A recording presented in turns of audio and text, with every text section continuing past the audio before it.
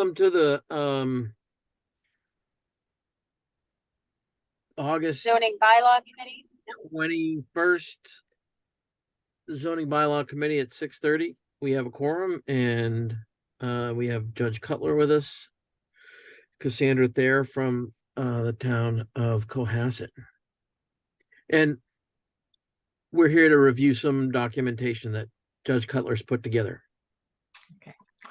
So you should have several pieces of, several documents, I'm hoping.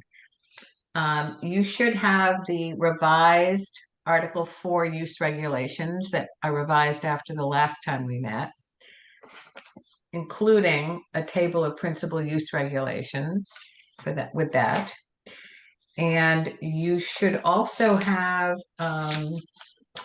a listing of other Article 4 related changes to the zoning bylaw that are going to be needed. And for your reference, there's also a comparison chart showing where everything from today's table went into the new table, or where it was eliminated or added. So, so just so you have that on the side in case you need to refer to that. Let's just quickly go through, and we'll get to Article 5, hopefully. So the Article 4 use regulations, we have pretty much cleaned up. We got to, just see where we need to go to the, page 3 is really the first, with subsections. This one, this highlighted thing in number 3 for the non-medical marijuana, that was the sentence that we took from elsewhere in Article 4 that just said if they're operated pursuant to the bylaw, they are okay. The prohibition doesn't apply to them. So that was just corrected. So that's there with the right number on it.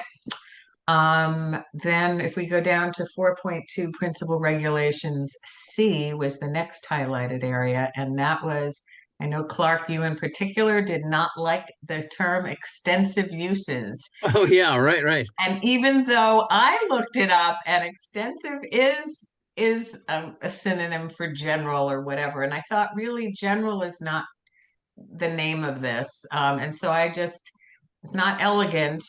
But I think non-commercial and exempt uses, or exempt and non-commercial uses. I couldn't just say exempt uses because some of these are commercial, like commercial agriculture. Yep.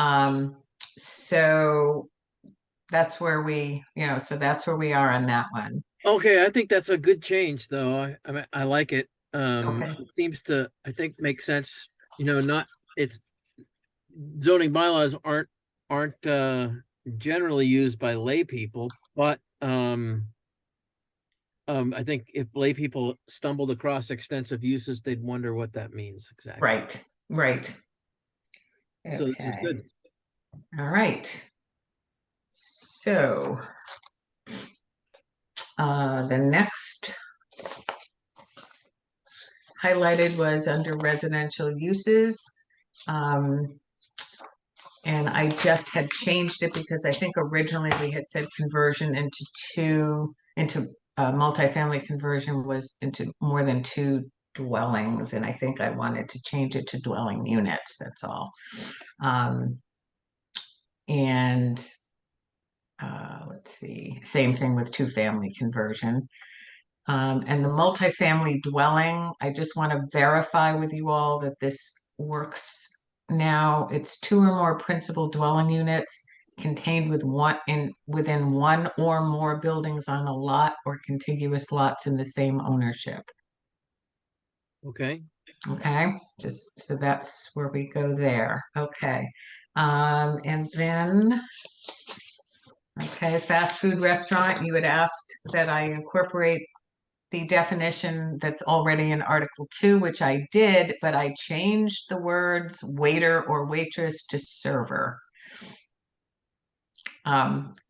to be politically correct. Actually, my word processing system highlighted it for me as being Look out, warning, and warning. using waitress and waiter was just inappropriate. Very progressive. Yeah. So that was that one. Okay. And the next thing was the rehabilitation center. I think we had agreed on this that we needed to put a definition of rehabilitation center into Article 2, but I just wanted to clarify that that was so. And you'll see later, I do have this rehabilitation center added to Article 2 under our other Article 4 related changes. So I just wanted to highlight that and just verify. Does anybody feel strongly one way or another about having this definition of rehabilitation center? I think it's great, and I'm glad for my weekly dosage of wisdom. Thank you, Judge. Okay. All right. So the next highlight, so we're really moving along here. Okay. Next highlighted thing was kennels and stables. We put them back in. So remember, I had not had them in, and I'm seeing a typo in my comments, but regardless. So you have now allowed kennels and stables, commercial kennels and stables, requiring that all animals are kept within enclosed buildings set back at least 200 feet from any property line. To me, that just didn't seem practical. If you have horses, are you going to keep them at all times in enclosed buildings? I can't imagine, or even dogs. So I thought we could consider kept within buildings or fenced enclosures set back at least 200 feet. Makes sense. Does that make sense? Does. Now, if they're larger commercial stables, and they're breeding of horses and so on, that's commercial agriculture on more than 5 acres. So I don't think you have to worry about that. Okay. All right. We had a little discussion last time on G here about whether to call it open air, wholesale, or retail sales, but I'm going to suggest that your current bylaw does not lump in retail sales with wholesale sales. So if you do this and it's open air, you really sort of you're changing the character. But I just thought you should discuss it as to whether or not that's okay. Because a lumber yard, I guess, is technically somebody could go in and buy something retail, but Yeah. truly it's a wholesale business. They're selling, I don't know, Clark, you probably know what they're called when you have big bundles of 2x4s and that sort of thing. You're not selling somebody a sheet of plywood generally, and you might just because someone walks in and says, do you have this? But this is not a big box store. This is not a Home Depot or anything of that sort.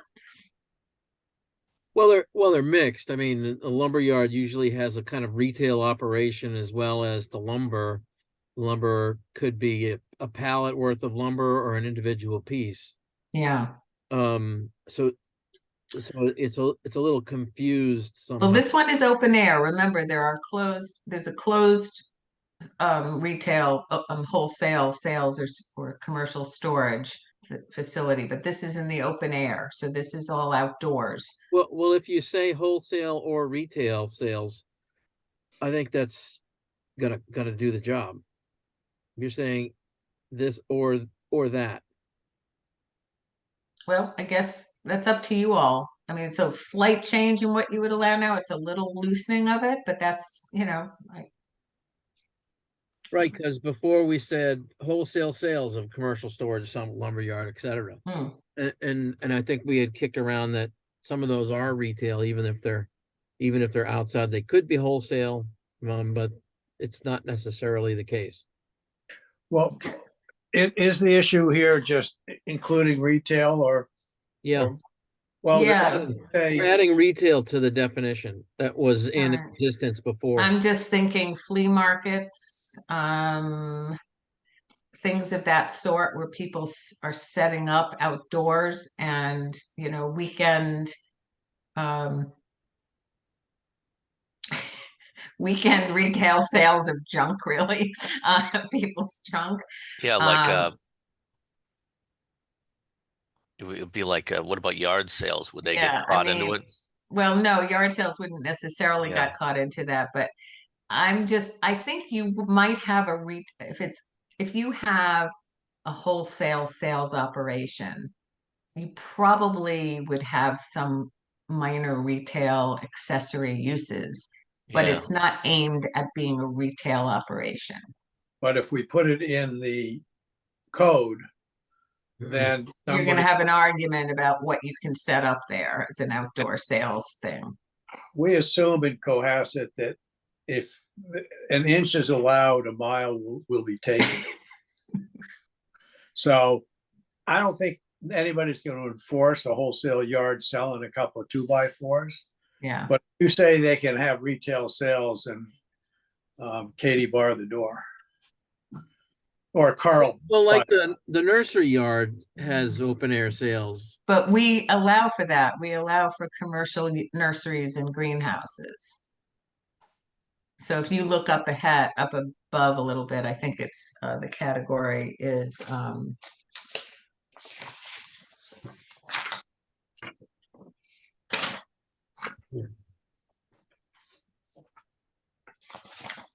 I think we just pull retail and be done with it.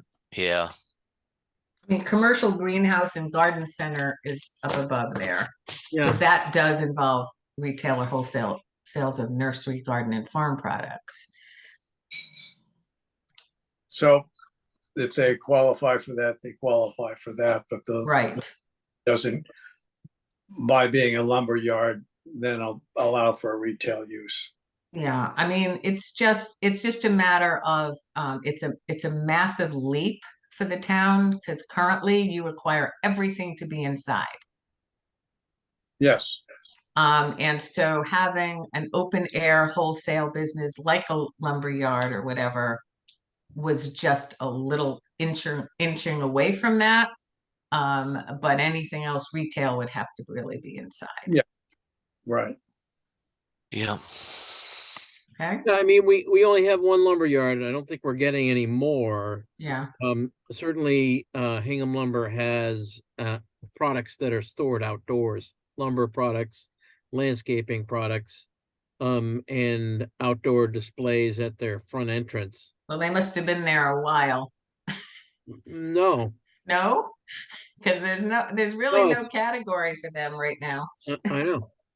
So, I mean, this may not have been an issue that came up during the site plan review, Mhm. whenever that was, 15 years ago or so. But I mean, are they generally storing, Predominantly, they're storing their wares indoors, predominantly. okay. It may be as much as 90 or 95%. Wouldn't you guys Yeah. agree? Yeah. Then that's all right. I mean, I think then that's sort of accessory stuff. Okay. Okay. So maybe it's not where some or all of the products are stored outside of a building where we say uh most of the products are stored outside the building. Yeah, like a masonry supply is a perfect example. Mhm. Generally, those are to the trade only. Yeah. Although occasionally the hapless homeowner walks in. Right, and that's buys okay. some Yeah, that's tools. okay. It's a wholesale business, but they're not, they're usually only open to the trade, but they allow a few people to come in and buy something. Okay, so we're gonna change, we'll take out the retail, but we'll say where the majority of the products are stored outside of the building, or some of the products, or most.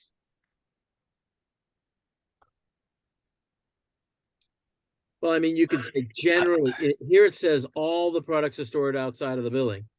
It says No, some, some No, are some. some are all. Some are all. Yeah, Right. I'd leave that. Yeah, I'd yeah. leave that language. Leave that. Yeah. To say instead of some are all, say most are all.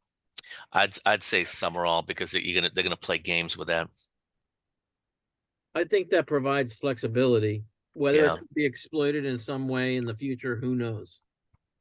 All right, so we just take out the or retail. Yeah. Okay, so that's back Okay. out. Okay, so moving on.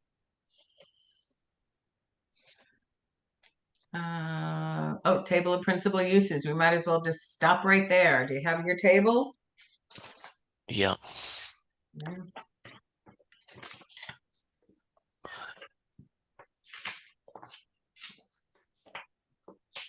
Of course, I don't. Oh, here it is. All right, so the title on extensive uses will be changed as we discussed to reflect exempt and non-commercial uses.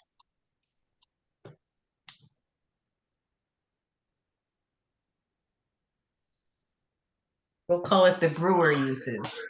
Oh, no. Oh, no. In quotes, right? Okay, so essential services you will see is out of alphabetical order. It's because I don't know how to fiddle around with this table and I have to send my assistant this thing to change. So essential services will be chunked back where it's supposed to be in the list alphabetically. Just for people who didn't attend the first review that we had last week, Mhm. the judge has tried to maintain the uses that are currently the way they're currently set up with a few examples that you'll probably highlight when we get to it. Yeah, yeah. So that what's allowed in each district hasn't jumped around. Really hasn't. based We on this. really haven't. We haven't changed that. There's one or two. I think the solar is one example where Mhm. where we confined it to two zoning districts instead of everywhere. I mean, the wind turbine. The wind turbine. Yeah. Yeah, yeah. Okay, so you see, as you see, the stars will be the special, I'm sorry, the site plan review go with them. So not everything, but most things have site plan review connected with them. And then I'm thinking we didn't really change a heck of a lot from what we talked about last time, but I did want to bring in, just see. Yeah, I think these were all, oops, I see an SP1 that didn't get changed. I have to change that. That's mixed use building. Okay. We changed SP1 to SPP again. So that should have changed. Okay, that's got to be corrected. It looks like there's a question And mark indoor, above yeah, it's a couple of craft shop places as well. there. Yeah, right. That same thing. Okay. All right, let's correct that. Okay. And okay, here, commercial greenhouse and garden center. We hadn't totally decided on where that was going to be allowed, and I know there was a lot of discussion about where it would be practical to allow it. So I just want to confirm where we are here. So the DB district, you think that's downtown district really was not appropriate, right? We have a couple of those, but they're awfully small, so no. You guys, you know, like the West Corner and Beechwood, and there was a little fragment at the harbor, and these are all very small areas and lots. So I don't think a commercial greenhouse makes sense there at DB. And you're not making anything non-conforming or anything. No, No, there's okay. nothing that's gonna fit there. All right, so no for there, and then VB was the same, Yes. and WB. Right. Yeah. Yeah, waterfront business, yeah. Right. Okay, now we had highway business, yes. Yes, yeah. Okay. And TB Or would is highway business be SP asterisk? should be, yes. Is that not there? Oh, Oh, highway business No. was, it was Yeah, yes, SP asterisk. Yes. It's yes. Should it be SP asterisk? No, I think, do It you would really want a special automatically- permit on highway business? It would automatically be a special permit if it's over 500 square feet, right? In highway business? In any district, You mean site plan? yeah, site plan, sorry. Yeah, site plan is starred there. Under HB. So it's yes with site plan review. Yes, with site plan review. Yeah. Yeah. And then TB. I guess, Transit. I guess that's the kind of medical center district in the former landfill on Crocker Lane is TB. You guys know TB. that. Is that something you want to leave as allowing gardens, commercial greenhouse and garden center, or do you want to say no? It I should be don't see- fine. I don't think it's an Why issue. not? Yeah. Okay, we'll do yes. And that's with the site plan review, and Yes, then yeah. yes with site plan review in the limited, in the light industrial. I mean, the light industrial is the only ones down by the harbor, correct? I think that's the only one left, Yeah. Dave. I mean, it's that one. How big is your light industrial? How many acres do you have in that? Oh, it's like maybe an acre. The Where whole is light that? industrial? What properties actually is It's- that? It's the Trendowitz's, boat- Marina. Well, by the way, this is something that just came up. It appears that Trendowitz may be expanding that now in order to provide parking for the oyster farm equipment. Wow. So this is, there's been some work there, and I know the oyster farm trucks have been parking on town property where they're not allowed. They got a bunch of tickets last weekend. They've been sniffing around behind the lighthouse. And I don't know whether it's true or not, but I have heard that Trendowitz has been clearing out his parking, which right now is only for people who have boats at his marina. But I think he's going to be putting a commercial parking. Interesting, because you allow them now, but you all talked about eliminating that use. Yeah, Yeah, and these are uses for not in Cohasset. yeah, The Yeah. whole issue is that those oyster things aren't in Cohasset waters, so Mhm. they're actually non-Cohasset, commercial Right. use. Right. And so And it's he- not an accessory to it's not parking that he's using accessory to his business. Right. So that wouldn't be permitted anyway, so that's, yeah. So we- So, Point of order. I would say it's their argument that it's not in Cohasset waters. It's not. It's not. It's not because you're on tape. It's their point of view that it Right. wasn't. Yeah. right, Yeah. okay. Yes, it Yeah. is. Yeah. But I Yeah. do think that we ought to be looking at the code to make sure that Yeah.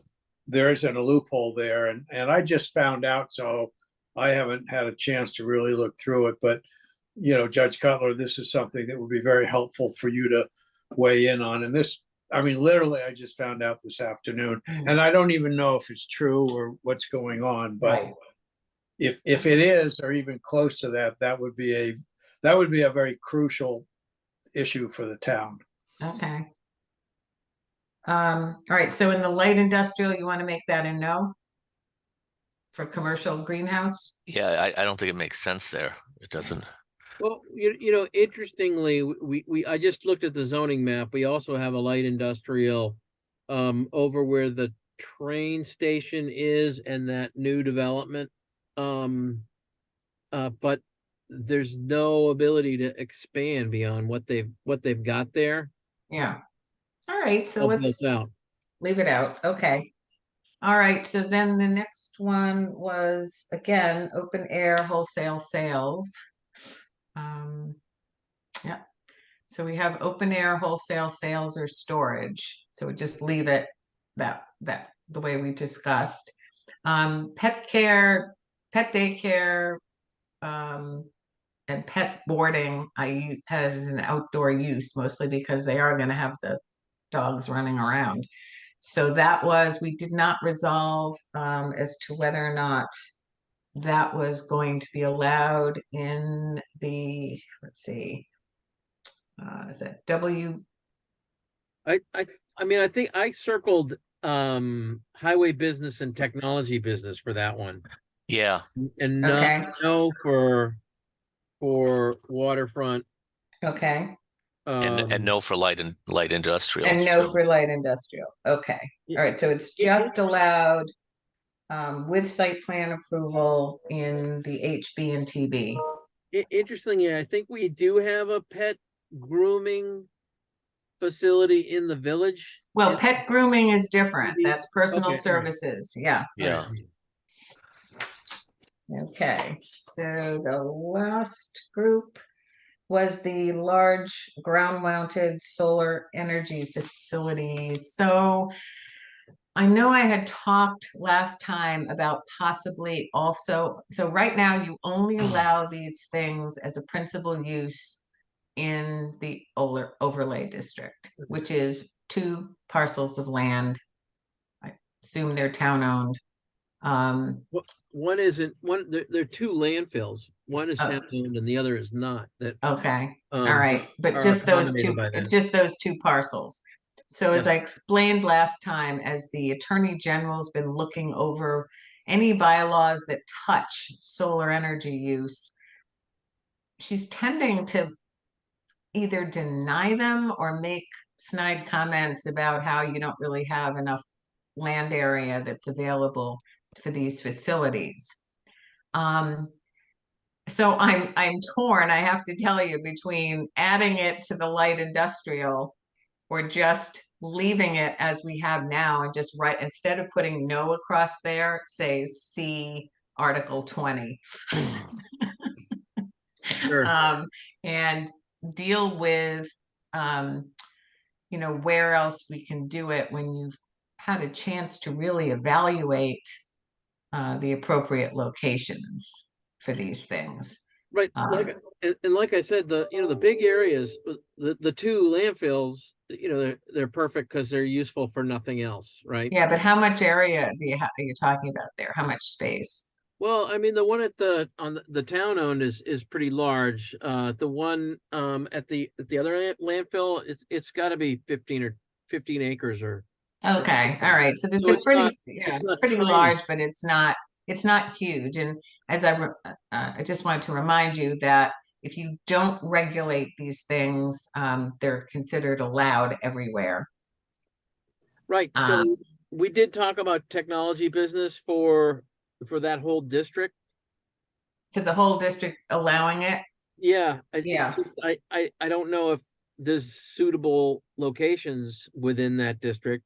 And I still think that the solar expansion opportunity would be at Lily Pond and the Aaron River Reservoir. Which is in what district?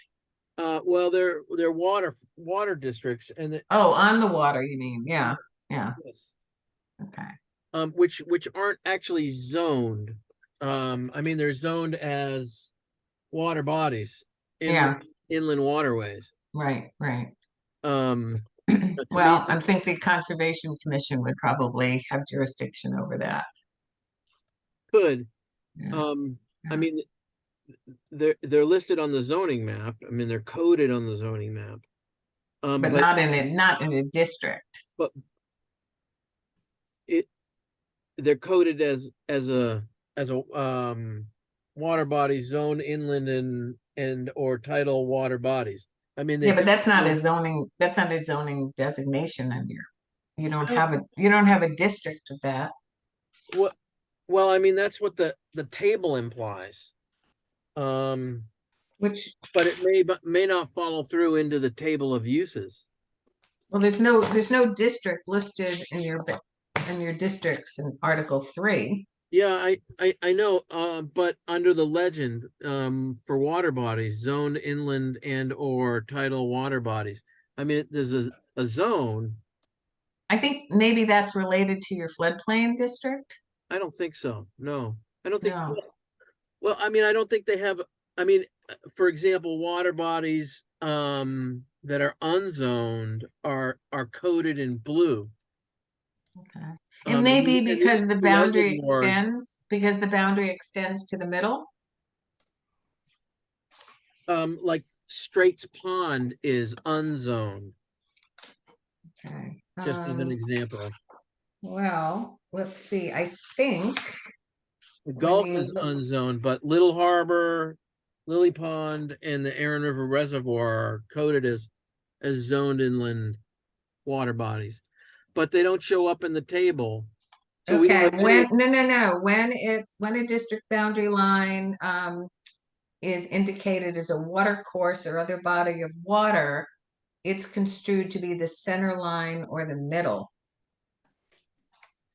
So that's what they're saying. So if they've got a pond and the zoning boundary line happens to be shown on the edge of the pond, it's actually interpreted as being toward the middle of the pond. So those are zoned. And so if they were to put solar in those ponds, they would be within the zoning district that the abutting upland is in. okay, so they would be in residence B So you would or allow residence that? You D. would want to allow that? Well, I'm just bringing it up as Hmm. as as the as a let's call it not necessarily ground mounted, but an area of expansion Right. of Well, for zoning areas. This may be I too mean, that could be complicated to something, resolve so right that now. could be treated a couple of ways. One way is you do allow use variances, and because this is an exempt use under zoning and you can't have regulation that's unreasonable.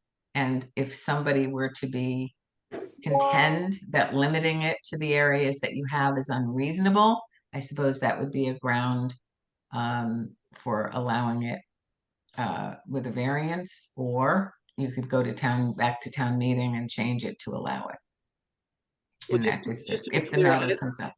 I Hmm? don't know of anybody who's even brought up putting floating solar panels on either of our reservoirs. Okay. I thought you meant It's not someone on was the table. proposing it. I haven't had my ear to the ground on this. I just know Okay. that in other Well, communities, the industry has been moving towards looking at large water bodies. okay. Well, we're going to be doing Article 20 this next round So we can maybe have anyway, a and so float. we can deal with what the overlay consists of, and it could be bodies of water and other Okay, in other zoning I just districts. So wanted to that's bring something it up for something to put you and on the the committee list. to consider at some point in the future. Right. Okay. So for now, you want to put it in the technology business And the overlay district, yeah. and the overlay district and limited and light industrial? I don't think there's any reason to use the light No, industrial. No? light industrial backs up to a neighborhood too. Okay, all right. And I have to change the SPP here instead of SP1. And then wind energy facility, as we discussed last time, Article 19 does not distinguish between whether these facilities are the principal use or an accessory use. We can leave everything just the way it is right now and just say, see Article 19 and deal with it when we get to Article 19 next time around. So what I'm assuming, judging from the reaction in Situate to their big windmill, and also reaction in Hull, that it's likely to create some pretty substantial grassroots opposition from people whose homes are impacted, and there's Right. all kinds of talks about the flicker and Right. a whole and I'm not sure that we want to allow something that's going to allow that dispute to start festering in Cohasset. Well, Jack, this may be before you moved to Cohasset, but I've been here since 2009, 2010, we had I know. two wind turbine packages. One at the Crocker Lane landfill and then behind Hingham Lumber, and the other was in a wedge corner Yeah. all the way in the middle of Hingham for the trustees of reservation. I mean, it was like 2 miles from the closest Cohasset house. Well, there are people who I was here. I moved here in '82. And 82? I remember there was some discussion then, but nothing compared to what people are now saying who live in Situate about that turbine. And I'm not sure that even runs all the time at this point. And the Hull one is frequently not operating. And I just think it bears some thought before we rubber stamp something that is going to be contentious. Well, right now we could limit it to technology business district right now, here. Yeah. Yeah. And then whether anybody is focused on that or not as a part of this revision, I couldn't say. I mean, Well, your energy committee may. yeah, they may Yeah. say, hey, wait a minute. Well, no, the thing is the last time we were talking about this, Judge Cutler, I think you talked about how if you don't have it at all, that the Attorney General's looking at this in a Yeah, particular fashion. that's the solar. Oh, the That's solar. They don't care Yeah. about the wind. Oh, So okay. far, So no. far. But the wind energy, I didn't know whether it was intentional that you thought it could be either accessory or a principal use, or whether there was any discussion of it. Have you had any applications? No. No. Well, we had two, yes, two. Yeah, that was a long time ago, Yeah. though. Yeah. 13 Right. years ago. Yeah. All right, so it sounds like maybe nobody is going to really be affected by this, except perhaps the wind energy, or the energy committee. Does someone want to have a chat with Right. them? Yeah, I know. And in fact, the planning board voted against, and the planning board voted for. The trustees of reservation, they got held up in Hingham neighbor litigation for a long time, so that they ran out of gas on the idea. All right, so it's My overall thought is that one of the reasons why we have our zoning committee is because there's been a groundswell of public sentiment on all kinds of things that we're looking at, that Cohasset badly needs as much protection as we can, and we should not be opening the doors for changes that can come in without our ability to regulate. So that's where I'm coming from on this, and I would defer to Judge Cutler or whomever about how we deal with that. But I always raise, as you know, flags about these kinds of things. Well, you're absolutely right. I mean, there were, at the time when we had the public hearings, there was a lot that nobody had considered in terms of impacts on residential neighborhoods. This isn't 1,000 acres of farmland out in Kansas where the closest neighbor is a mile away. well, I mean, I think behind it is the whole idea that we're trying to allow for creation of alternative energy sources, which Right. is a good thing. But perhaps when it was adopted, it all sounded great, but no one really thought about where it should be located. Exactly. That's Right. So you want to start out and start it, and did you say in the technology business or in the limited? Not in light industry, No. but I mean, if we're going to limit this thing because of our experience with it and concerns, I can only see it at the technology business district. Now, I guess we're dumping a lot of potential uses on the technology business district, but it's not a big district. No, I think that's right, Clark. It's a limiting factor, which could be Yeah. changed in the future if somehow the technology evolves so that there isn't infrasound and flicker and bird kills and all those problems are solved, and then they invent an invisible paint so no one has Mhm. to look at these I things. mean, it's something, you know, as I say, you have to get into wind energy next season. So maybe it's something you want to have accessory wind energy facilities that might be allowed on a farm or on, you know, um, commercial agricultural property or something. You know, there may be other avenues to permit it without allowing it overall throughout the town anywhere. Yeah, I mean, I think we kick it forward. I think the alternative energy has kind of interesting. They have some very ardent uh, alternative energy, but they've also shown some very common sense that actual votes that we should do stuff that is consistent with what the town really wants. So there's hopes. Hope Springs. you know, I think that particular industry is moving away from land-based locations because of the impacts on real people. Yeah. In favor of offshore, and Mm. offshore has been seen for quite some time as being a more viable location. Unless you're a whale. Yeah, Yeah. well, you're pretty mad about it, but And you don't have a lot of Whales, hilltops. I beg representing the whales, I beg to differ. Okay, so do you want to leave it as SPP with site plan approval Yeah. only in the TB district? Yeah. I think Okay, I 'Cause think that for now limits that the makes scope. sense. Obviously, Okay. it's subject to change right, and discussion as a Right. part of our public hearings absolutely. and our Yeah. alternative energy committee. Okay, all Good. right. And will someone chat with the Alternative Energy Committee so that Who, there's no big surprise? who's going to volunteer? David, you've got Yeah, a ear.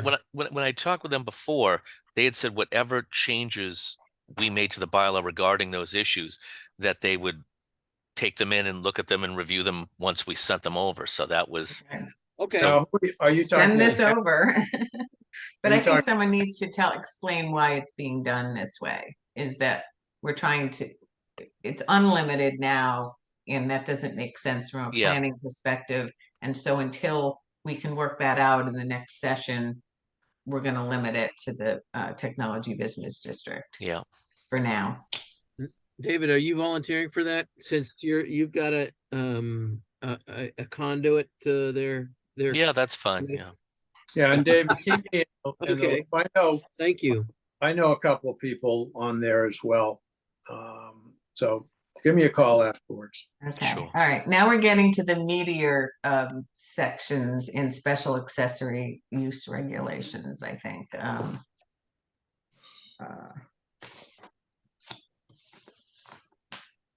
Okay, let's go to the next.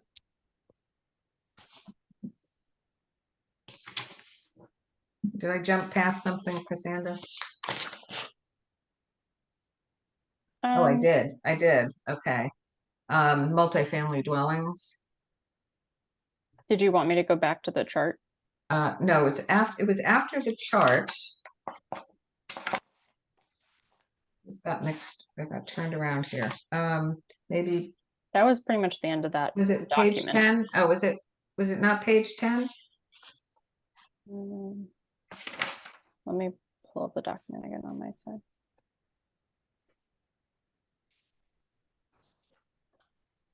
I have to get that chart That's- in. That's the end of the document there. That's the end of that. That's the end Yep. of the chart, but then back to the, remember we sort of broke off. You wanted to go back to Article 4? Yeah, That I can do.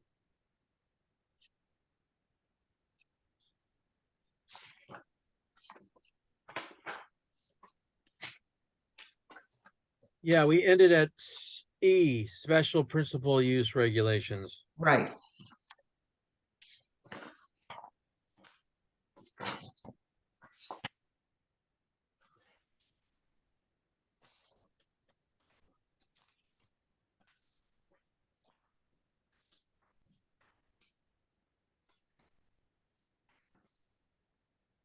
Okay, so, all right, so I think we took care of medical marijuana treatment centers.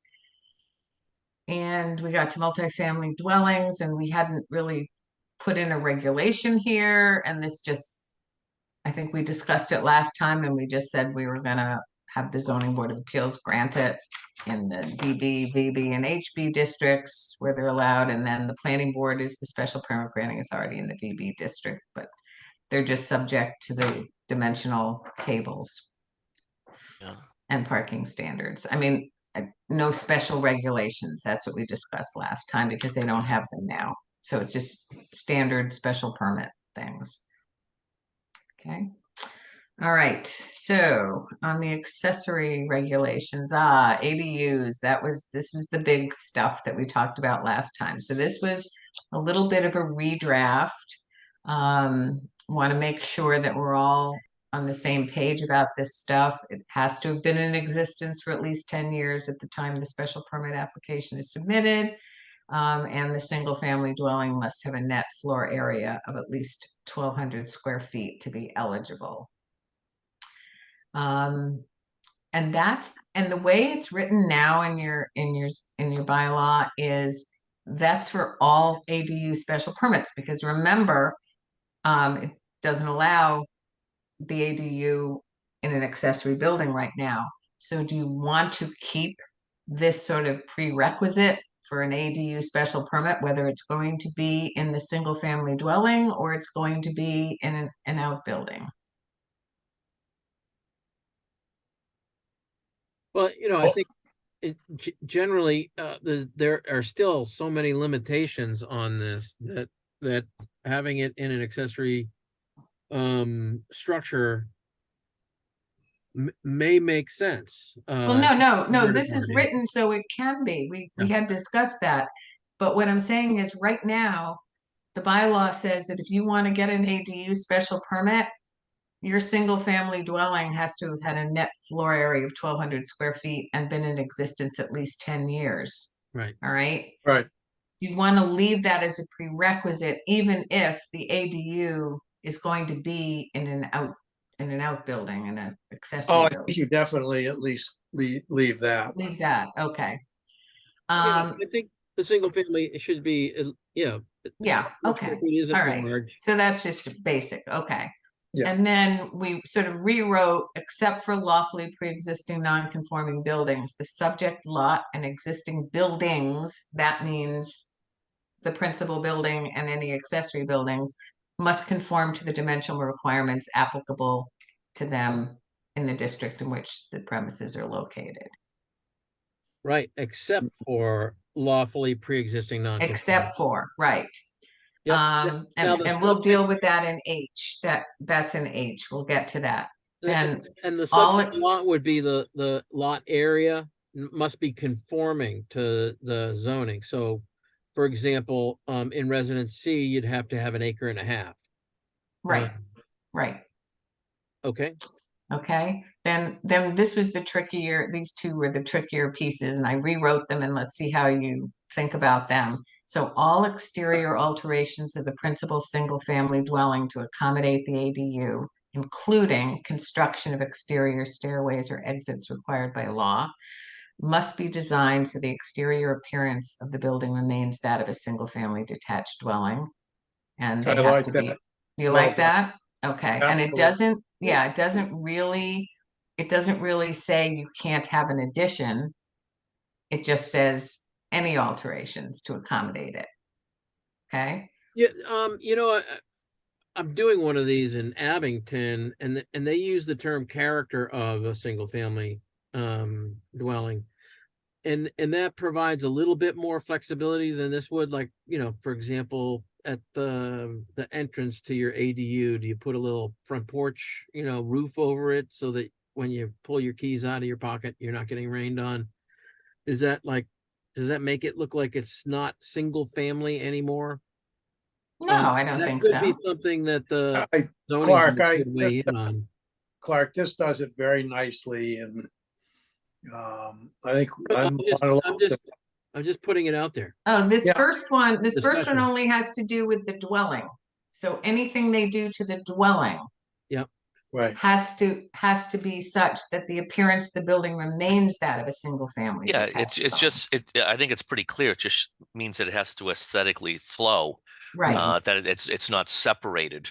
Right. Now Yeah. it's the next one where we say exterior alterations to either the principal dwelling or an accessory building to accommodate the ADU must be compatible with the architecture of the principal single-family dwelling and must meet all applicable dimensional requirements. So Yeah. that's relating to, you know, just whatever you do to your garage or whatever to get that dwelling unit in there, Yeah, don't and make maybe sure it's that's, compatible. maybe Yeah. that's the place where the word architecture maybe is too fancy. Maybe the character of With the character. I know it's up to you guys. I don't. I think architecture is a lot tighter. I think. I think it's tighter. I think it's well done.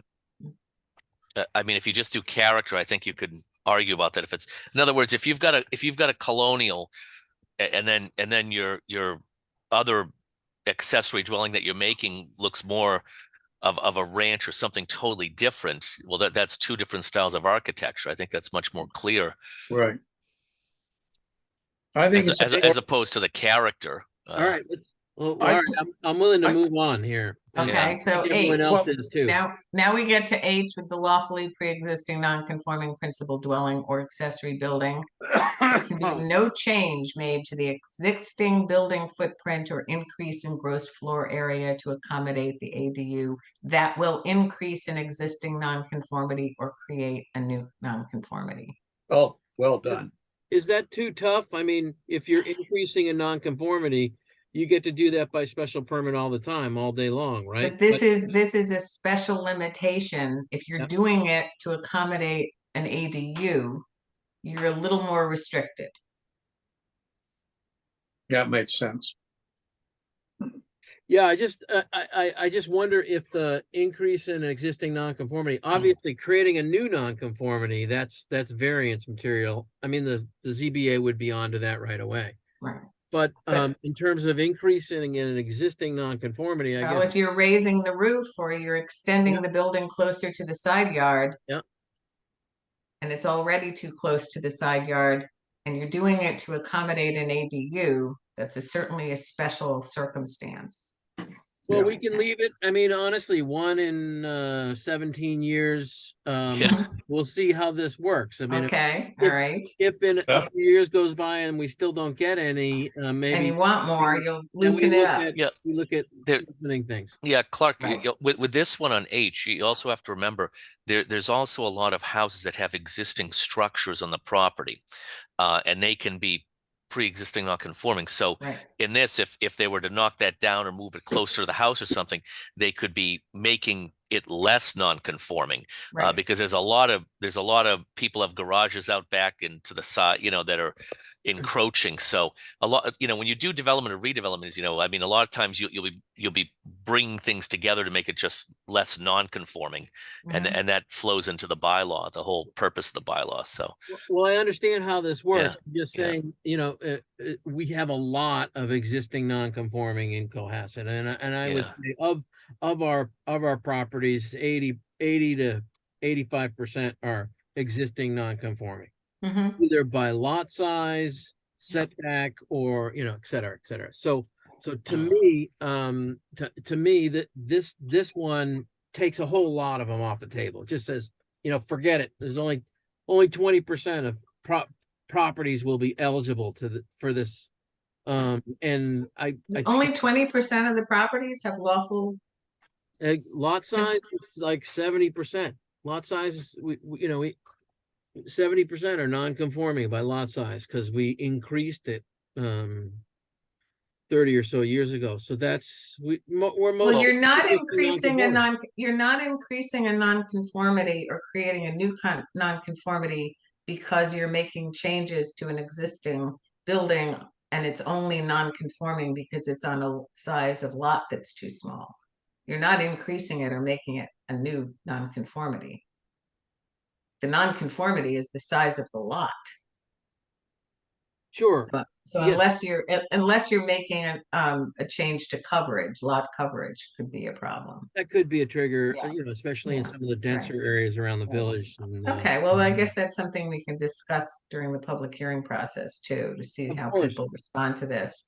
One other thing, as we're on this group, in my mind, I'm thinking all exterior alterations, and this is going to the regular conforming dwelling, including construction of exterior stairways or exits. In my mind, that means all exterior alterations, including an addition. But do we want to make it clearer and say including expansions Yes, or something? Yeah, okay. now that's, construction of dormers or Yeah, windows, okay. exterior stairs Okay. as necessary. Right. But not, what about changing the footprint or anything? Well, yeah, I mean, Yeah, I mean, that could be allowed under exterior alterations, right? As long as they're conforming with the Yeah. current or as long as requirements. you don't Okay. create a new nonconformity. Right, okay. Yeah. that's Okay. fine. All right, Okay. Again, which would be a variance, which would, be a Right. separate process with the zoning board. I mean, Okay. they're gonna have to, we're still having them take a look at these things. We're not saying that the zoning board review is off the table. Oh, no, no, no, no, no, no, no, So no. yeah, This they is can just the first do bite that at the pretty apple. quickly. Right, this is just, Right. okay.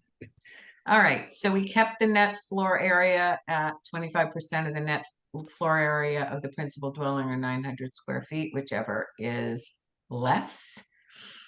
And then the net floor area of an ADU with an accessory building may not exceed 900 square feet. The last thing we had talked about was any outside parking and storage areas must be screened by fencing or landscaping. Right now, it's just outside storage areas. Yeah. Have you decided you want to take parking out of Well, this? I mean, I think we didn't say, we discussed it not being an absolute requirement. Okay, because that could be something during your Outside special parking, permit review. storage areas, may be screened as appropriate and Yeah. viewed by the zoning board. I mean, something I mean, like, you could take There- that off entirely because I- that could be just something that you deal with at the special permit level. I don't know if the zoning board wants to get into that. That's the problem. I think, I mean, good fences and good screening make good neighbors. That's the way. sometimes though, I brought up the point where, sometimes a screening can make it hard to see a car pulling out of a driveway, for example. So there are safety issues associated with that, but some screening, especially with, non-locus neighbors, meaning non-owner, the next door neighbor, could be especially critical. So in terms of must be, we might, are recommended. Well, I mean, I wouldn't put a recommended thing in here, but I think you can either take, so right now in your current bylaw, outside storage areas have to be screened. As a special permit, Yes, Yes. as a special permit, then this is redundant, right? No, no. No. For an ADU, outside Okay. storage areas connected with an ADU have to be screened by fencing or by landscaping. fencing Yeah. or landscaping. I And think by- that makes, I think it makes perfect sense because that's what neighbors are going to generally ask for anyway. And so why have it, be some sort of negotiation? If it's just an obligation, then it's already done, and it comes on day one with the plan. They can argue if it's adequate enough, but at least Right. it's there, and they don't have to go back and then draw in some trees and fences and stuff. Right. It's there in the first package that comes to Yeah. everyone. And it is included under 12.4 as one of the requirements Also, yeah. for a special permit, so it is redundant. Well, it's not redundant because under 12.4, that's one of the considerations that the special permit granting authority can consider. Yeah. This right now, under the current bylaw, is a mandatory requirement for ADU special permits. This is a I think separate thing. I think it's very important that we clearly indicate to the prospective ADU homeowners what they have to do. And make it clear and let the neighbors know, yeah, you're protected. And, you know, the fencing, but we also allow to do it by landscaping. So it's everybody's advantage that it's attractive and well done. And we let people know from the get-go. And this will stop a lot of It's going to take a lot of steam out of the kettle, you know, Yeah, before exactly. the first meeting, because I mean, it's only gotten worse and worse with every construction. I mean, yeah. Yeah, you're- People aren't greeted with an apple pie anymore. They're more likely to be greeted with a lawsuit. So, you know, I think that Welcome, this, neighbor.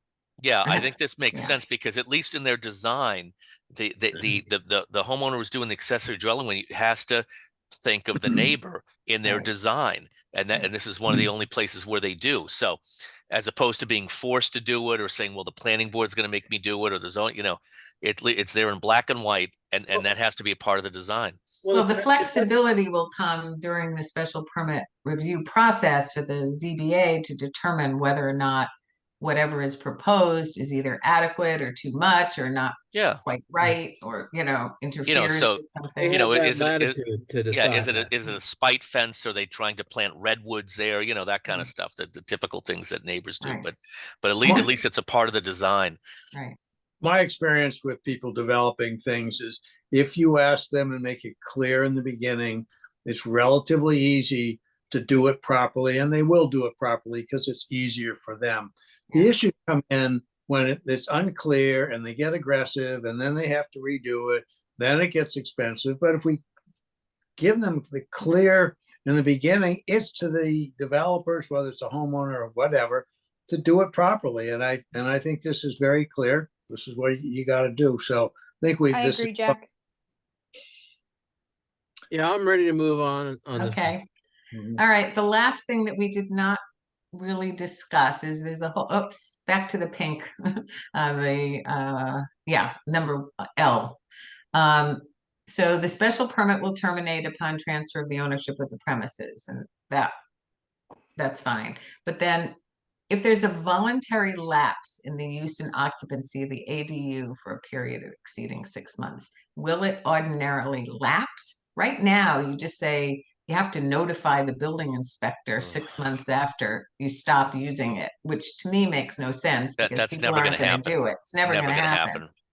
And I don't even know how the building inspector would necessarily learn that somebody has stopped renting out or using an ADU until long after 6 months. We can leave that out, and that's something that the zoning board of appeals could put into one of their special permits if they were concerned about it. It could be a standard condition. So I think leave this in with the leave it in. yeah, and then if they like again, they can look at it and see if something makes more sense to them.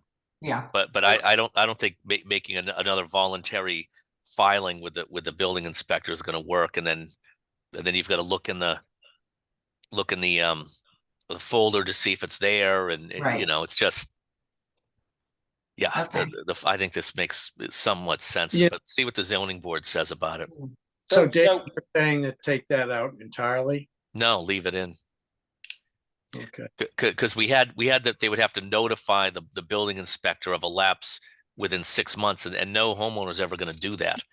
So it's just Well, could I suggest, for the sake of discussion, one of the things we're trying to do with the ADUs is create housing that has that type of occupancy. And all right. And I would almost argue that once you have it set up, it's done properly, that if you sell the house, that the ADU would stay, or let's say, well, maybe we sell the house, but if somebody moves out and you don't replace them for a while, you may not want to, you may have an elderly move out and then a child wants to move in later on. I think once we've decided that it's not an issue for the neighborhood, that we should be kind of let it stay. Yeah, I was gonna ask about that too. Hmm. It seems to me that someone purchasing a house is either going to find an ADU on the premise, uh, you know, Yeah, one of the reasons why they wanna buy the property is, maybe they have a mother-in-law or granny, right. whatever. And so why would you kind of say, oh, sorry? I mean, you bought this property, at least partially because of the ADU, but Right. no, sorry, that makes no sense to me. Yeah, that's true. But I it's agree. I in mean- there because the bylaw is very sort of unclear right now as to what happens when you notify the building inspector. But the previous versions was that the ADU permit expires when you transfer the property. I Mhm. don't think it makes sense either.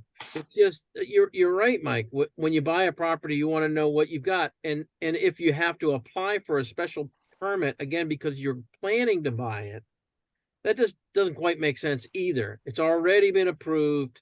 And it seems like that the use should go with the property. Well, And then we are, take out that whole paragraph. I think so. I think the whole purpose of this is to create additional affordable housing or the type of housing that allows some flexibility for income and so once we've determined that it's okay, maybe we say that's going to be there. Now we may want to, and we're also limiting only 10 per year. Right. Uh, Yeah, I mean, you're Yeah, pretty strict on these. If you Yeah. want to take out the transfer of ownership clause, then just take out everything with it there. I think so. Just, yeah, and then, Okay. and I'll go with that. Okay. And let it run with the land. Yeah, Okay. I'm in favor of that approach. All right. So we'll just take L out completely. Perfect. I think this is a good thing. I'm glad you spoke up, Jack, because this is something that I was thinking, and it Yeah. seemed like that's the way it was baked in 15 years ago. Right. Right. And that's another reason for people not to commit their money to creating an ADU Right. if it's at risk or they don't see the value of it when they go to sell. Right. Yeah. Okay. All righty then. Next group. Oh, whoops, that's bed and Let's see what breakfast. Tom says. Let's see what Tom says. We had under bed and breakfast, I suggested that we remove, so there's no addition or expansion of an existing dwelling shall be allowed in order to create additional bed and breakfast rooms in a bed and breakfast establishment. Right now, you only have that provision in relation to bed and breakfast houses. You don't have that limit on establishments. Remember, we got rid of bed and breakfast houses and said they're all the same, bed and breakfast establishments. And so do you want to add that restriction into this, or do you want to take it out entirely? No, I don't think we want to allow that additional creating, but I'm not sure I understand the nuances. Oh, it's just this limitation is not currently in your bylaw in regard to bed and breakfast establishments, which are a little larger, I guess, than bed and breakfast houses. But bed and breakfast houses is a separate use, and that use does not permit expansions. So I don't think we want to allow expansions. We're already getting some feedback from B&Bs and right.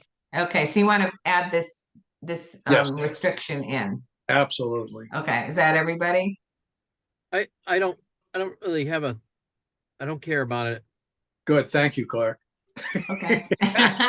Okay, next. Common driveways, I think was I think there might have been a comment in common driveways someplace, or maybe not. No, I think You we picked up finished with it. all We the finished with comments. that. Yeah, and family daycare and all of that. I think we're good with all of that.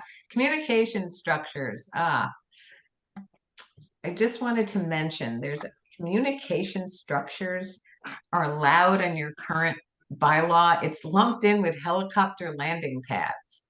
It's helicopter landing pads and communication structures. So I don't know what that meant, but this is how we just we took out helicopter landing pads, and this is how we're dealing. How am I gonna go to work or to my chalet? You'll have to drive to Marshfield. So this is the communication towers or antennas that are allowed by special permit from the Zoning Board of Appeals. Okay. All right. So small scale solar energy systems we finished with. The roof mounted panels are exempt from the height regulations, and the installations on the ground are subject to the applicable height setback and ground coverage regulations for accessory structures in the underlying district. I have not heard back from the fire chief yet about what their concerns about the charging stations. Well, the EVS I took out enclosed. Okay, Okay, and then they'll have to Well- comply with whatever regulations are out there. I mean, it's just, and I didn't put more than one. I just said an accessory EVCS for use by the occupants of the premises is allowed by right. So if you put one in, I don't care if it's your business or house or whatever, and you want your own EVS thing, I guess you just have to comply with whatever the state regulations are for these things, whether it's fire or electrical or what have you. Well- It's really in the non-residential districts that the planning board can improve the installation of one or more of these stations through site plan review, because those are going to be in a system where you want to make sure they're not interfering with parking and well, the what use of the my only, property. yeah, my only concern is that I did reach out to Chief Dockery, and he's on vacation, I believe. And Okay, I'm waiting to hear back from him. So before we cast this in stone, I'd like to at least allow him to speak to it. Okay. And we still have the public hearings with the Yeah. planning board, so, I mean, Right. it's not baked in yet. Okay, just so we need to be able to, because he may have something that we haven't even thought of. right, Sure. right. Yep. So, But okay, again, this is not interfering with or replacing any other regulations that the fire chief may have. This is Right. just saying if you have one of these, it's for the use by the occupants of the premises, and that's allowed by right. I Okay. All right. So it's the non-residential districts that we've got site plan review, and here we had a little, I think I took out the phrase because it seemed to bother people that it had to be available to the public at no cost. I just said it's provided at no cost to the user, whoever's allowed to use it. So in other words, you don't want any It's not a commercial. money, operation. it's not a separate commercial operation. And that it can't result in reduction of parking spaces, and the location and positioning has to allow for safe and easy accessibility. And that'll all be through site plan review that the planning board will take a look at those things. Okay. And then drive up facility. I think everything else was pretty much as we discussed last time. I think we're good. Affordable housing, that was the one that had the other changes. And so we talked about last time where this belongs and how it's going to be administered. It's very open-ended the way it's currently written now. It's, you have to provide 10% of the number of new residential units created, but not everything creates residential units. So we wanted to accommodate situations where there might be a subdivision in a cluster. So this is 10% of the total number of lots created will be required for residential cluster subdivision, resulting in 10 or more building lots for the residential use. We can go back to 5 or more, but it didn't seem practical because you're not going to get a whole lot. We'll get a lot of 9 lots. Yes. So I just thought 10% of 10 lots would be a little bit easier thing. I know And that the then, math is easier, but we get a penalty of one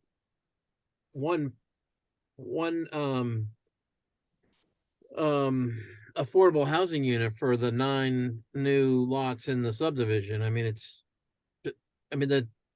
over the last 15 years, since we became compliant with Avalon, a lot of the units are single family houses that have been created, ones and twos, not too many subdivisions, but in fact, I think we just missed the Toll Brothers 40 something units with this bylaw change that it would include subdivisions. So, I mean, that was the penalty for the town was 4 affordable housing units. I The still penalty. think it's, yeah, I mean, Oh, you're never going to catch up. That's impossible. The math is, you can never catch up to that. You'll never get to a point where you Well, will I'm just- have your I mean- 10% when you have additional units. I mean, if we have 10 unit subdivisions over the next couple of years, then we'll be behind by the four units due to Well, the. let me just say the 10 lots, if they have to give you a lot, that doesn't necessarily create a new unit. You may just wind up with a vacant lot until somebody figures out what to do with it and what to put on it. Well, isn't that the situation where the off locus unit creation or the buy down? Well, that was the argument we had last time, and I took that off the table here in this version. You For good- said for Jack's concern that people are always going to buy out. They're not gonna want to do it. But And what's gonna creating a 10 lot threshold means I've we're just seen gonna have. this in Boston, I've seen it here in Cohasset. And what happens is you buy it out or you end up with you don't have nothing ever really no new affordable housing ever gets built. Because it doesn't make any sense. I know the housing trust and the town of Cohasset shouldn't be in the business of creating affordable housing. But I think to have a 10 lot threshold, I think just that we're not rolls talking. over means that we roll over and then we have to try to figure out a way to get additional units on the subsidized housing inventory other than. All right, well, if you said who's 5, having the most impact. if you put 5 in, then 10% of that is exactly 1/2. Yeah, It it would doesn't result work. in 1. If it's Right. 0.5 or more, the fractional number is rounded up to a Yeah. whole number. So you'll get your full. Okay, you want to go Yeah. back to 5? So that's a little bit more. I mean, Tom Right. has said, hey, yeah, that's the way we try to catch up and get ahead of the actual impact. All right, so we'll And I don't move think that it's to, necessarily fair. I don't think it's necessarily fair. I wish Clark, it was let's go a back better to 5. system, like a buy down.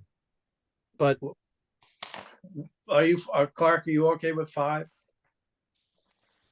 yeah, I think that's okay. And then just Okay, we good. get a lot of four lot subdivisions. I know well, we you can't fractionalize it. You cannot segment them into phases to avoid the compliance. When you say you can't, is it in writing that you can't do that? I mean, Right here, D, projects are not segmented. Okay, thanks. okay? okay. Geez, you're awful smart. No, not smart, just Yeah, Just Clark. pay attention to detail. Oh, look at D, Clark. Look at D. They just been around and they know what you architects do. That's all. Right. Okay, I know it's the evil architects. That's right. Actually, we just do what the developers tell us what to do. I was about to throw that in. I was going to And support. sometimes to get back at them, we make the houses ugly. Yeah. so, Oh, Clark, I will not take that cheap shot. I am biting my tongue. Well, Terrible. that was self-deprecating humor. I mean, okay, just Thanks to for make it putting clear, it on. this is not in every subdivision. This is only residential cluster developments. Because to impose it on a by right subdivision is really tricky. Okay, a subdivision is a thing that's allowed by right, and the planning board's going to have a hard time having control over that, on how those lots and where those lots go and whether they're restricted in place. So this whole system right now would only work if there's a special permit tied to it. Okay, and you'll see that there's a means in the cluster development for an additional sort of additional or an increase in density in exchange for the affordable housing lots to offset it. So this is, although the one that you have now says everywhere and anything that's going to create new dwelling units, not every project creates new dwelling units. And that's why I originally said, well, what about subdivisions? But as I began to analyze it more, it seemed to me that the only way, clean way, to be able to apply this to all subdivisions, or rather to subdivisions in any respect, is if it's a cluster development special permit. So so it would only work for the cluster development. Right, and right now you don't have anything for regular lots. subdivision. Right, you don't have anything for lots right now. You just have units. So could I ask where are we on this? I've got a client call coming up shortly. Okay, we are just about, once we finish this, we will be done with Article 4, and then we've got, I'm hoping I'm gonna get some comments on Article 5, which is much shorter. Okay, Okay, so the other thing that we had talked about was the methods for meeting the AHC requirements, and that was, Jack, you were concerned about how we would do that. So the way I've right, set it up now is the offsite exception is not available for the required AHC lots. good, All right, and the units must be provided within the development site or subdivision, except when the special permit authority finds good causes for allowing them to be met off-site, and further finds that allowing the alternative AHC method will better serve the purposes. And that's got to be read and combined with authorized off-site affordable housing units may be provided by new construction or by rehabilitation of existing non-residential buildings in one or more locations. That will address the concern you had, Jack, about taking older, probably more affordable housing and rehabbing them for these units, but really taking something else off the market that would ordinarily be available. So this is new construction, or you might have an existing non-residential building that you can rehab. Okay, but well you can't done. provide a lot off-site. The lot has to be within the subdivision. Good, well done.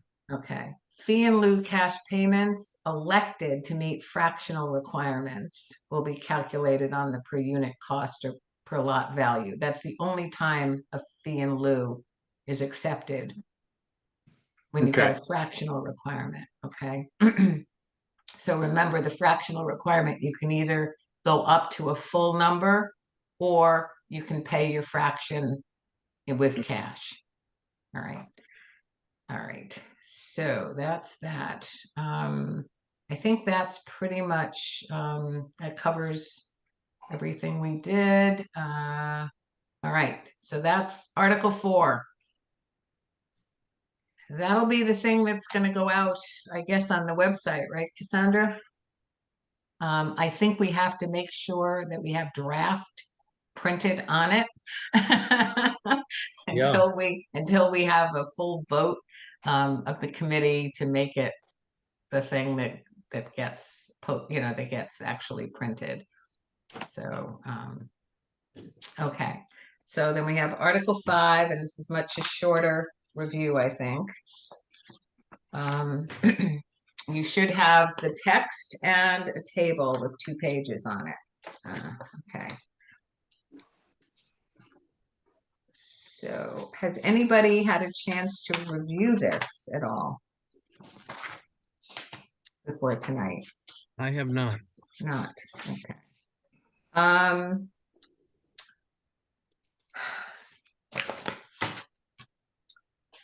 Well, what I tried to do here was take all the regulations that you have and sort of reorganize them and clarify them a little bit.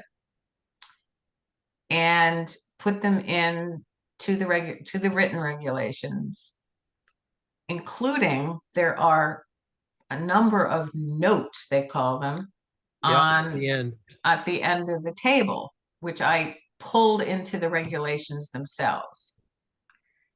There's a couple of things here I just want to point out to you where I've got questions or concerns, and maybe we're going to have to wait until next time to finalize this. But if we go to Yeah, the why don't you what? flag things that are you think most critical so we can. Yeah, so on it. you'll see if you have your copy, you'll see Yep. the Yep. first comment is under D, setbacks.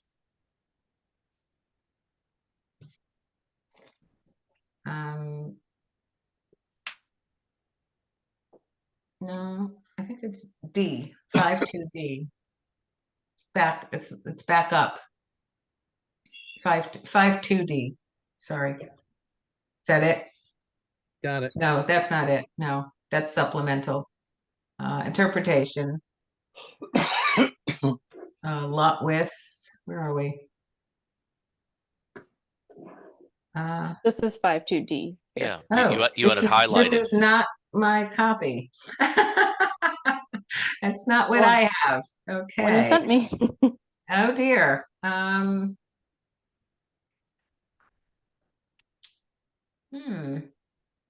Okay, I may have added something back in after that. Okay, never mind. That's fine. So except is provided in 5.4E1 and 2, no structure may be located in the front yard. I put may extend beyond the minimum required front yard setback line at any point, just to be a little clearer on that. Those are extensions in the architecture of the building, like bay windows and things. We have something called permitted projections in the. Yes, Definition. exactly. Right. And that's covered in 5.4.1 and 2. Yeah. Okay. So something happened. Is it 5.4? Because that's the large home review. No, if 4 is, I mean, large home is now 5. Right. These are special regulations. F somehow got missing, but it says all requirements for area or dimensions must be fulfilled exclusive of any part of a lot below the mean high water line. All right. So then we have the table of dimensional regulations, which you have, which you can look at later. Supplemental regulations. You have maximum floor area per story regulation. Do you want to keep that? This is 80,000 square feet maximum for any single story of any building.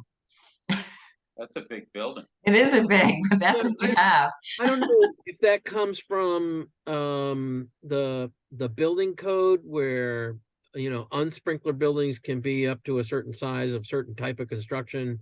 Oh, Sprinkler buildings can be up to a certain size. Seems like this may be related to that. I mean, that's something that's in my it just came out at me. It's like, wow, what do you have a building that has a story of 80,000 square feet? That's pretty darn big. Right. Yeah. So I don't know whether you're going to want that or not. So, okay, so the A I relocated up Do we to. have any 80,000 square foot buildings?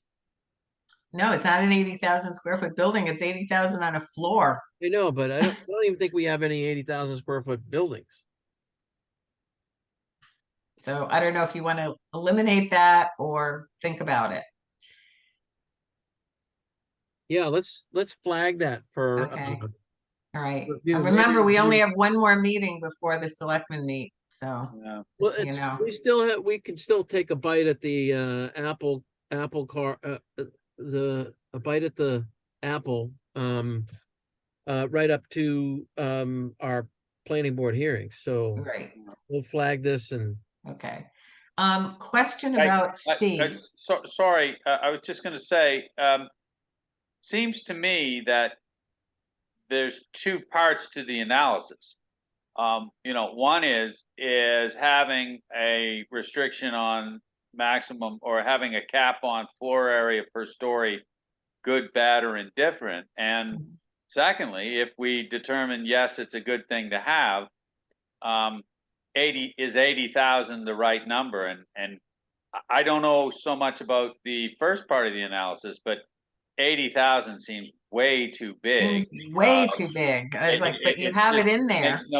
It makes no sense. I mean, Yeah. that 80,000 number should be a number that actually accomplishes some goal, Right, right? right. What Cassandra, whatever maybe the, that's something you can check. I don't know if there's a date on when that was adopted. Sometimes they have a little note in the code about when amendments were put in, and maybe you can track that down as to maybe what it was. I don't know. Yeah, it might take a little bit, but Yeah. it should have some sort of Yeah, date I mean, associated with it. it just made no sense to me, and I just didn't, it just sort of, I mean, 80,000, having a building with 80,000 square feet per floor. I mean, Hmm, that's some kind of like the storage in at the end of Raiders of the Lost Ark. maybe it was a typo. Yeah, I read It's that like and just thought maybe it warehouse was a typo. manufacturing, on like, in industrial, office building, that kind of thing. Mm, Certainly not the scale that we've seen historically in Cohasset. right, right. Yeah, knock a zero off. Right. Yeah. Maybe you're talking. I think I heard someone say maybe it was a typo. Yeah. You know, My knocking assumption zero was that off it was a would make typo. It much just more seemed way sense, too big. frankly. All right, well, we'll look into that and see where it came from. The next one was confusing to me, so that's why I highlighted it.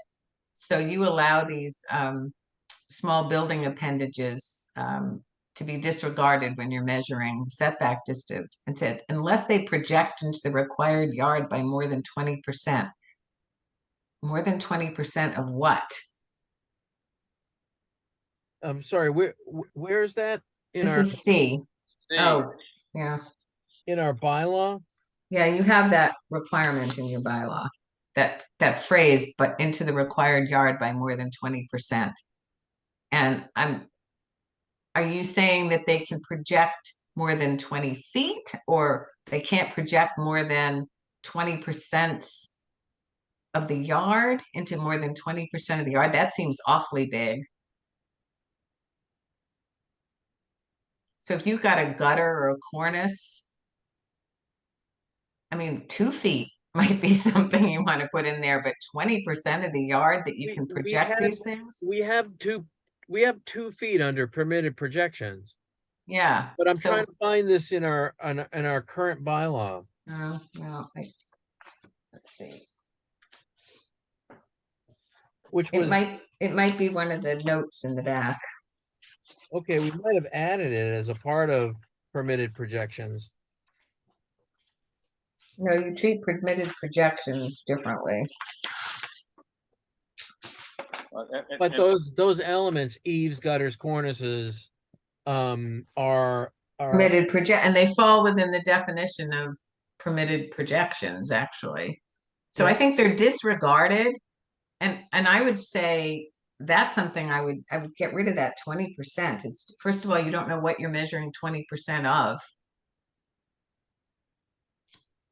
is it unless they project into the required setback by more than 20%?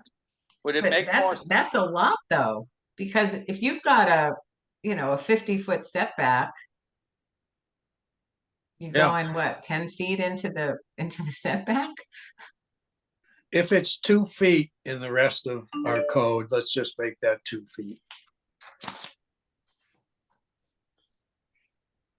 I mean, that seems appropriate because you're Yeah. ignoring Yeah. your setback requirement. Okay, Yeah, so no, let's go with that. Yeah. Just, at least that makes some kind of common sense. 20 a percentage makes no sense at all. So Yeah. go with a hard number. yeah. Yeah. Okay. This was also very unclear. So you got if you have some kind of enclosing structure like a fence or a hedge, you can't obstruct visual clearance between 3 feet and 10 feet above the grade in the area formed by the curb lines And if there is no curb line, it's in the curb line where the curb line should be. I mean, it's a little loosey-goosey here. So I'm just trying to think, may not obstruct visual clearance at the intersection or the corner, just something a little simpler. Yeah, this is totally unworkable. Yeah, I'm This still is trying to obviously, find it in our bylaw. it's there. I think it's probably meant to mean that so you don't for vision. Right. If so, that's clearly what it's meant to do. We have a thing over in another part of town where somebody put a hedge in and blocked it, so you pull out of a road. Right. Right. So this would, I mean, this would mean you don't want to obstruct visual clearance at the intersection between 3 feet and 10 feet above the grade. I mean, I just think in the area formed by the curb lines, and if there's no curb lines in the area where the curb lines would be, it's a little convoluted. Whoever wrote that one thought, don't use 5 words if 75 will do. Mhm.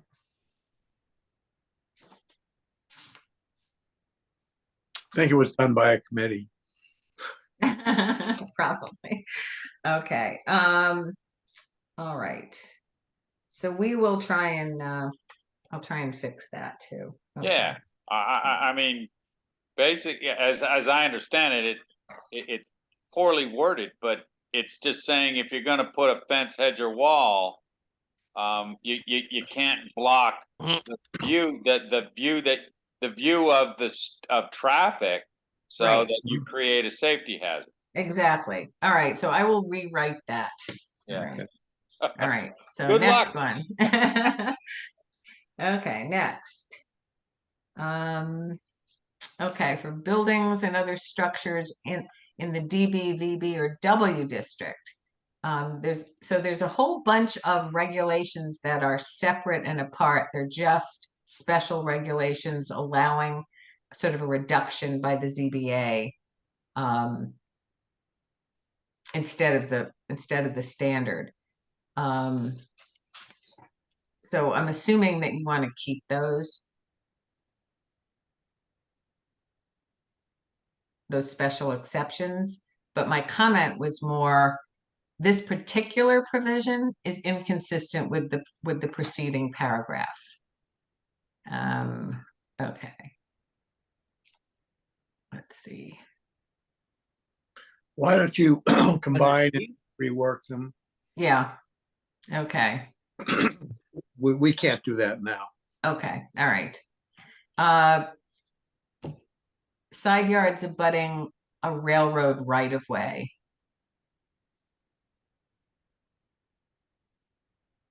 They don't apply where the side yards abut a railroad right of way. Does that mean the minimum side requirements don't apply? Is there any that you want to apply? Well, it may not, from a fire code perspective, it may not be practical to build right up against a property line. This sort of allows you to do that. No, the railroad right of way. I wasn't sure. No, The side yard regulations don't apply at all when they abut a railroad right of way. that's right. Okay.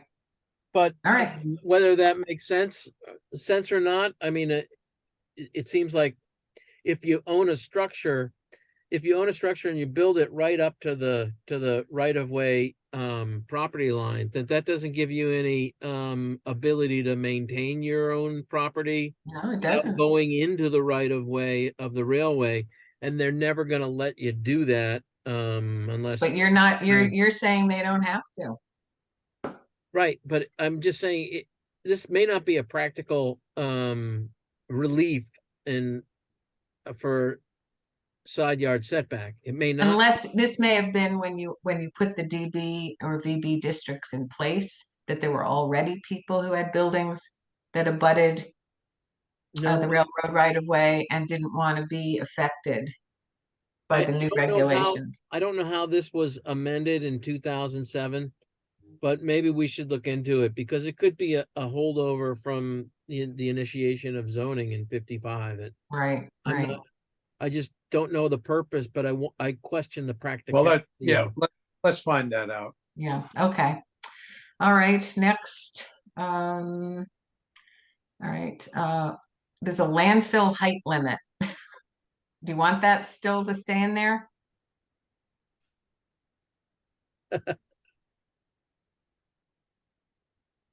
I don't expect we're gonna get any more landfills. I would leave it in for now. Just leave it in? Yeah, it Yeah. doesn't hurt. Okay, all right. Um. It- Okay, Is 45 the right number? that's what it is now. Okay. I seems like a pretty big number. You know, Hmm. if the height regulation on most buildings is 35 feet, you got a landfill that can go 10 feet above that? I'm sure it probably had to do with the ones that were already We're here. already there. Yeah. Yeah, Yeah, right. Okay. And your They're neighbor. all closed and capped, yeah. but it Okay. does no harm to leave it in. I just Yeah, I don't mean- think it's gonna be useful for anything in the future. Okay, all right. I don't think I think these are just some Well, you- changes that I made in the rewriting, but I don't think that I was gonna changes make anything. one very brief comment. You have to remember that one of the landfills wanted to expand at one point in time in Cohasset. Oh, okay, so maybe Yeah. this related to that. Yeah, okay, all right. And I think that having the regulation, limited Okay. the scope. Okay. All right, the next curious one was P on this, which was new buildings in the VB district shall be set back a minimum of 30 feet from an RA or RB district boundary. But then if it's partially in the VB district, it satisfies that setback requirement if all the buildings are set back at least a minimum of 30 feet from an adjacent lot. I mean, why don't we just say new buildings have to be set back a minimum of 30 feet from an RA or RB district boundary or any residential buildings on Yes. adjacent lots, something like that, Yes, right? Okay, all right. I want to say this one probably had to do with the Red Lion Inn, but I'm sorry, is this in the dimensional, They're in the notes. the notes at the end there? Okay. Yeah,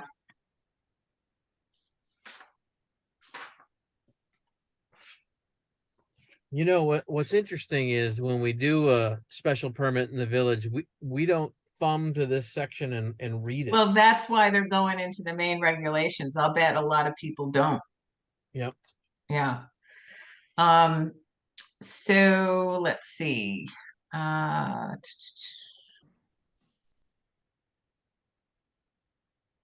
Okay, I wasn't sure again whether Q was something that was historic or you want it.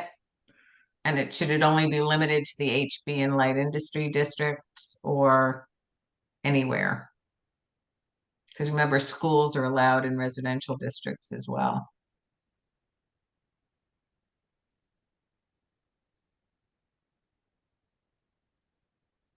So nobody has any history on this one, huh? well, it's Okay. clear it's for the the high Athletic. school, right? Yeah, Oh, okay. I think this is when they were building. I'm trying to. I'm looking at 2013. When did we rebuild? Yeah, Stuff? Okay. because those are the biggest ones we've got. Like this lighting thing came up when they wanted to do the soccer sports thing up on top of. Oh, that's where it could be. That's why it's highway business. Yep. That's That's what it Okay, came all up. right. Okay, all right, so you just want to leave that Yeah. one Right. alone, all right. And then you do have a requirement that a legal service driveway will have a minimum width of 12 feet, but I don't think that's an appropriate dimensional regulation here. I think it belongs in the except the access and parking section, but let's leave it Yeah. here and we'll just move it when we Move get it to later. access and parking. Right. Okay, all right, then we have the table. It's pretty much everything that we had. I just simplified it a little. Do you have your table? It's not printed into the document itself. It's very, I just want to say, but I don't think now is the time to be changing a lot of numbers in this table. I think it's, again, that's not the job for this, for our No. project. But there are so many exceptions that are footnotes in the table. And I just, to try and create a new table sort of based upon uses, just didn't seem like it was practical. That's not what So- we're not here to do that. What we're here to do is get it Oh, simplified. not this one, Cassandra. This is the 5.3 table of dimensional regulations.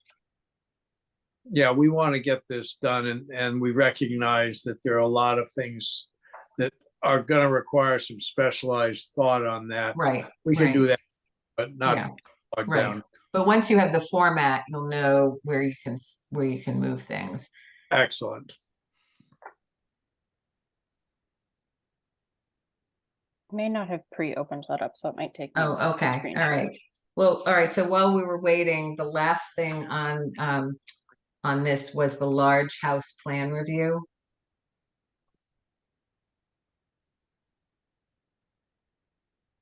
And I was hoping, I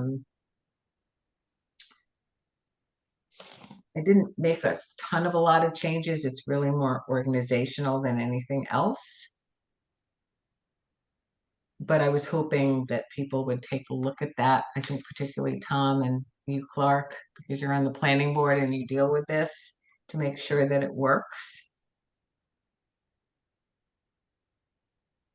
I don't see any comments on your, I mean. No, I mean, word area. I highlighted a couple of things, 10%, may not exceed the greater of 3,500 square feet or 10% of the lot area up to a maximum of 6,000 square feet. You want to keep that. I really didn't make a ton of changes in it. So I'm hoping that, that you'll just take a look and see if there's anything that really screams out at you as no, we never wanted this, or this doesn't work for us. Most of it is just reorganizing it and sort of clarifying. We made some changes to the large home review a couple of years ago, based Yeah. on 10 years of experience. Yeah, So I would think it's pretty good. Although Tom has said maybe we should get rid of it altogether.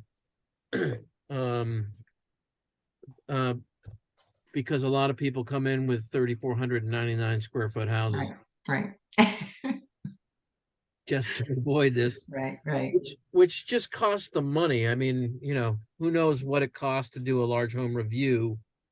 In addition to your building permits and other types of permits that you're doing. I mean, your engineer's already doing their thing. Right. Your architect is too. It's sort of stripped down architectural plans. But it might cost 10 or 20 grand, depending on the size of the house and the complexity, just for this Yes. exercise. Yeah, I think you need to look at what the large home review was there for in the beginning, was so that at least it would present a pause to make sure it complied with zoning, because there was issues with houses being built that did not comply with zoning.